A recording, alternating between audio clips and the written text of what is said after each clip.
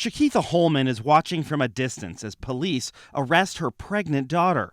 She begins recording from her wheelchair, but that's when a deputy from the Harris County Sheriff's Office orders her to move. So I turned my wheelchair to leave, but then you pursue me. Holman rolls back while continuing to record. When she stops to write something down, that's when the same deputy grabs her phone and tosses it, and he begins to force her arm behind her injured back. I have about probably like 7 slip discs in my back. Holman reaches for the car door, but it's too late. A group of deputies swarm in, pull out a taser, and fire. She passes out, but the deputies are not done. I'm on the ground, and as soon as I open my eyes now, I'm not fighting you guys. My whole body is going again. I'm just getting tased some more. It's the kind of incident the Justice Department said in 2016 that it would have the FBI track in a new national database, asking local police to disclose every incident of use of force and provide details such as the race of the people involved. But the request was voluntary, and 4 years later, Newsy has learned that the Harris County Sheriff has yet to provide the FBI any data.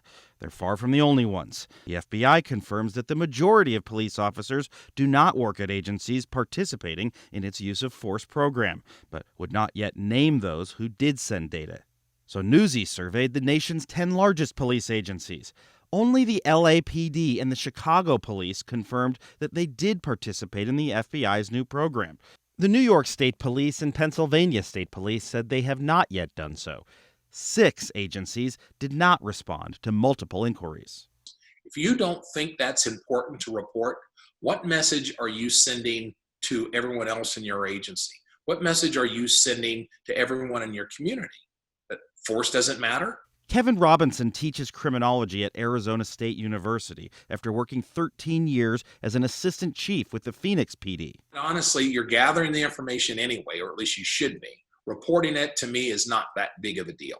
In the national conversation about police violence and race, there's been a lot of focus on arrest-related deaths. But how often do victims survive? Well, without a national use of force database that's complete, it's difficult to tell how often these incidents happen or whether or not black people are disproportionately impacted.